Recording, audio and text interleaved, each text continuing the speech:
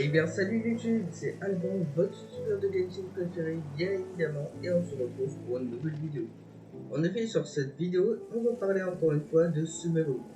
Donc je crois que c'était en septembre la dernière fois que j'ai parlé, mais on a des indications donc, complémentaires par rapport à l'event donc de l'île marchand, qui est arrivé je crois vendredi dernier, et nous a apporté en même temps que l'event donc des informations assez intéressantes.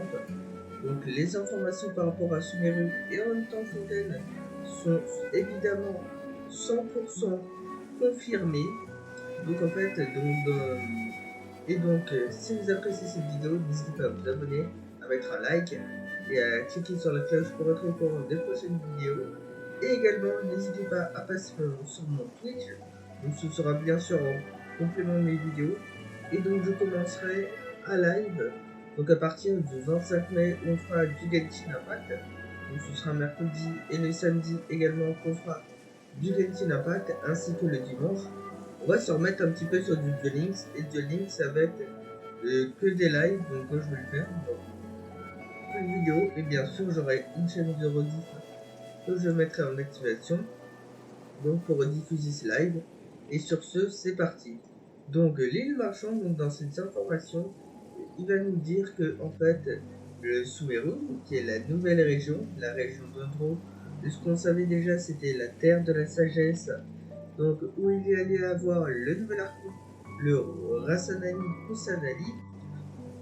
Donc on sait que cette région sera, donc elle va apparaître lors de la mise à jour 3.0, et actuellement on ne sait pas la date.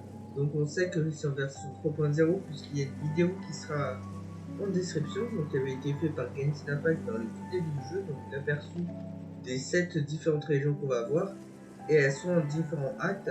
En acte 1, on avait vu Munstad ainsi que Liyue. Donc ça c'était dans la version 1.0. Dans la version donc du coup 2.0, on a eu l'acte 2 qui dit Inazuma. Et là nous allons voir avec Sumeru l'acte 3, donc la région de Sumeru, où de ce qu'on sait c'est qu'on va avoir un nouveau type de personnage, le type de Dendro avec des réactions alimentaires que j'ai déjà fait une vidéo là-dessus, donc c'est sur le i au-dessus de cette vidéo. Donc alors n'hésitez pas à la checker.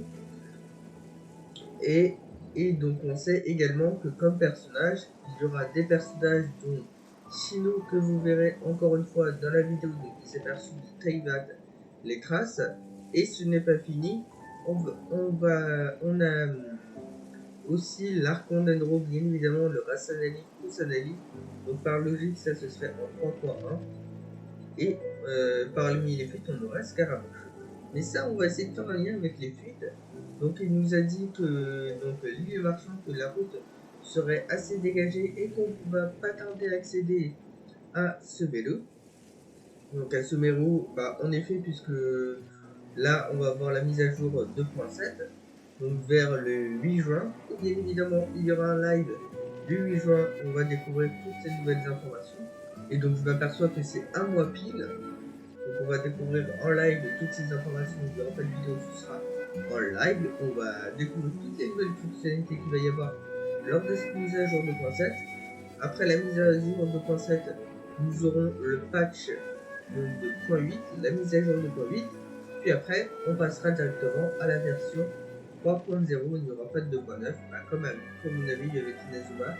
Et également, on en reparlera après le live, donc après le 20 mai.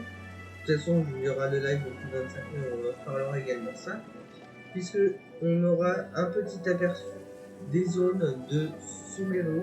Et donc du coup ça doit être dans l'annonce de ce live aussi de 2.7 ainsi que l'annonce du live 2.9. Mais là retournons centré dans la vidéo.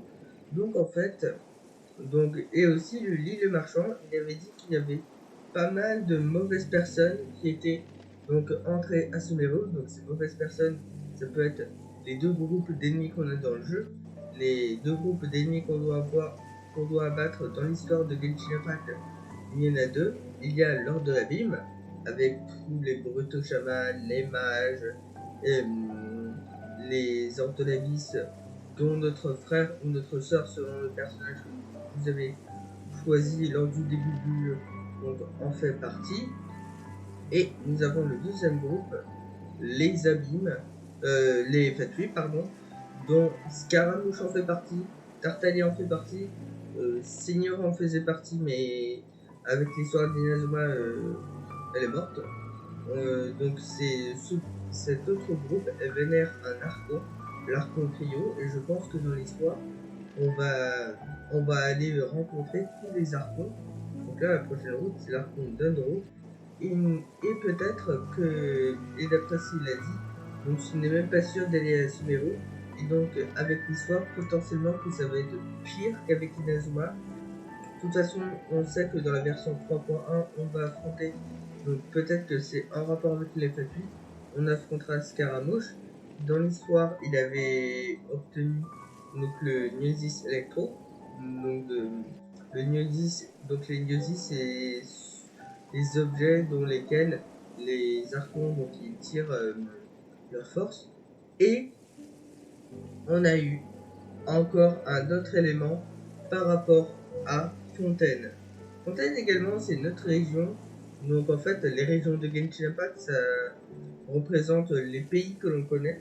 Neustadt, je crois que ça doit être l'Allemagne ou un truc comme ça. Liyue, ça doit être le Japon. Inazuma, ça va être la Chine. Après, je crois Sumeru, ça doit être l'Égypte.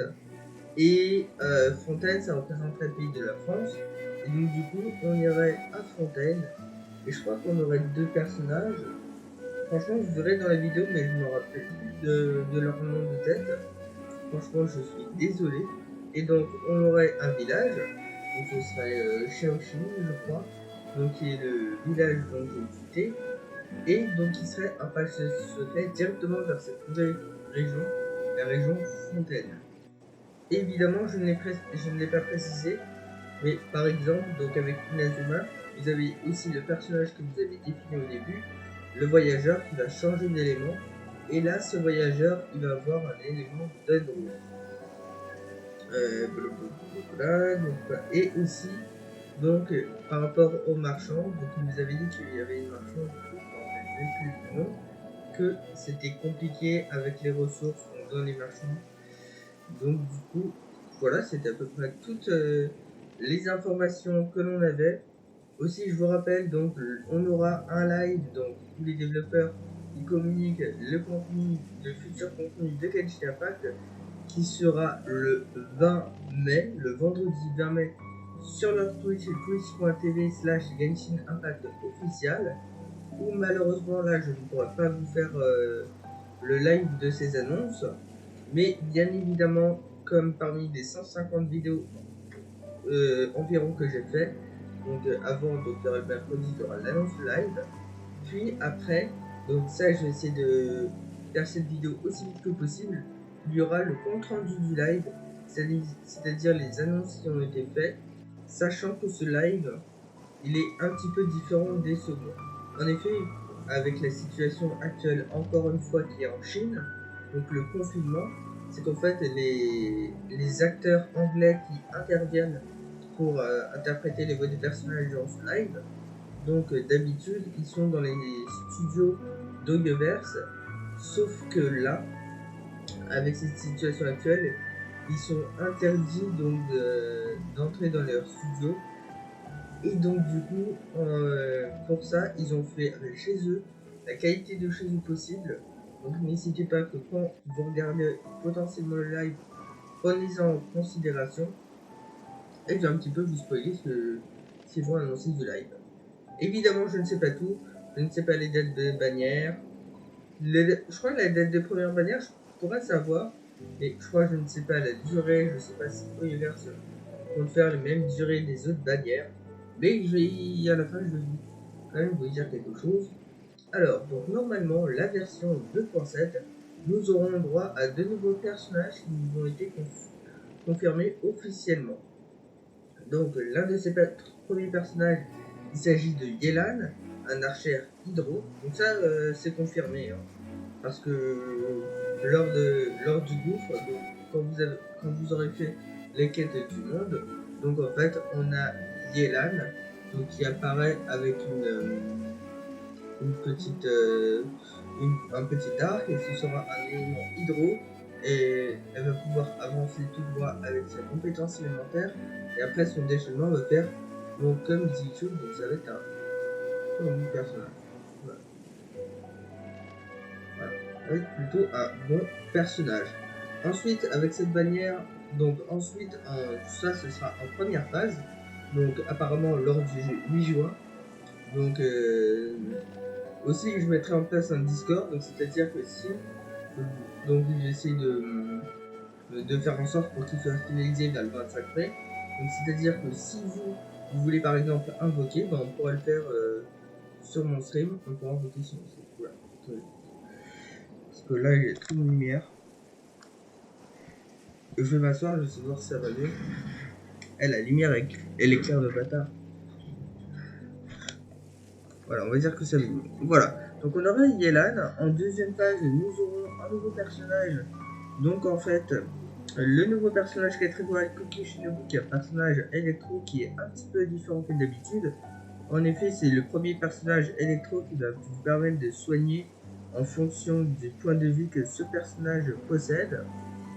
Ensuite, nous aurons aussi, donc ça c'est d'après les fuites, mais aussi franchement c'est assez cohérent. Donc nous aurons également Arataki Ito qui sera disponible.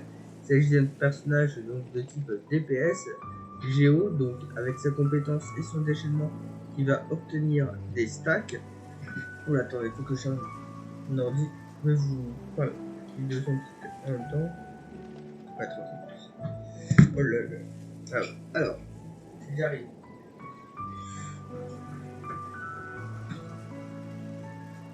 Alors. Il doit être derrière. Alors, et donc du coup, en même temps, donc avec sa compétence et son déchaînement, je disais que Arataki Ito, donc il va avoir des stacks, et en fonction des stacks, ça va permettre de booster son attaque chargée. De toute façon, j'ai déjà fait une tier list sur son cas, donc n'hésitez pas à checker la vidéo, et donc il va être très bien avec Goro si vous l'avez eu. Donc ça sera le premier rerun d'Arataki Ito, donc c'est vite. Et voilà. Ensuite, nous aurons également, donc Arataki Ito sera avec Koki Shinobu.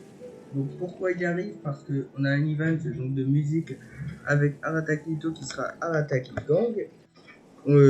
Aussi parce que Koki Shinobu, donc c'est la chef du député du gang Arataki.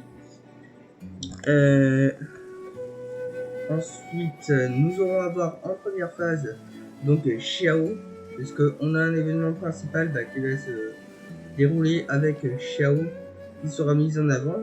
Aussi, puisque nous aurons une chose assez importante pour l'histoire, nous aurons Bossakius. Donc Bossakius qui sera un nouveau boss apparemment. On ne sait pas si c'est un boss comme les hypostases électro ou si c'est un boss hebdomadaire, mais donc ça pourrait être très intéressant pour l'histoire. Donc lui c'est un ancien Anemo, donc sa compétence fait comme Yelan.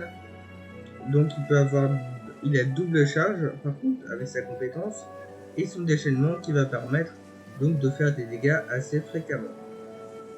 Ensuite on aura une nouvelle fonctionnalité donc qui va nous permettre en fait de connaître les artefacts pour former un personnage ainsi que la stat principale de cet artefact et les aptitudes recommandées pour le farm de vos autres personnages. Donc ça je trouve que c'est assez cool.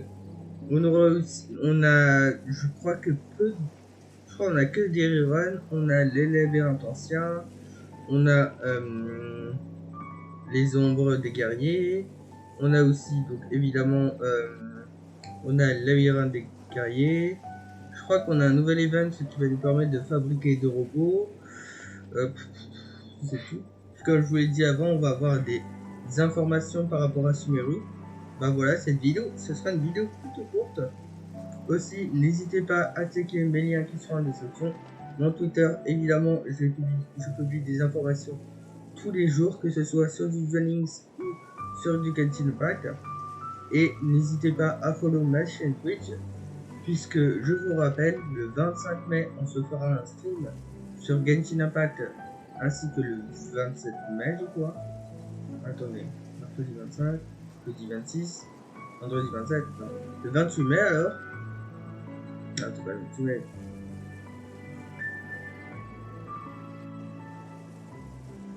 Ouais. En fait, je crois que j'ai. Attendez, mercredi 25, jeudi 26, vendredi 27, samedi 28, vendredi 29. Oh mince! Ok. Donc, ouais, c'est bien le samedi 28. Et donc, du coup, donc, le stream de Jolink, ce sera pas le dimanche, parce que le dimanche. Attendez. Le dimanche, donc, ce sera pas le 30 mai. Mais le 30 mai, il y aura le stream de Jolinks par rapport à la KCGT, où là, on va pas rigoler. Ah ouais, c'est un lundi le 30 mai. Ah, pas grave. Bon, comme ça fera. On va faire un stream de pause. Et bien sûr, les streams dont je vous parle, ce sont en complément des vidéos. Bien évidemment que je veux parler des chaînes.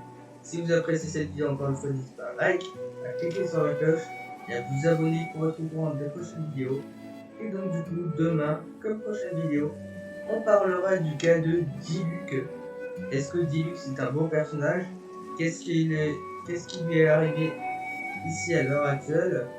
Pourquoi c'est pas un des meilleurs personnages alors qu'au début c'était un meilleur personnage? Bon, on va parler du cas de Diluc. Après, le week-end prochain, je crois que je vais refaire la vidéo donc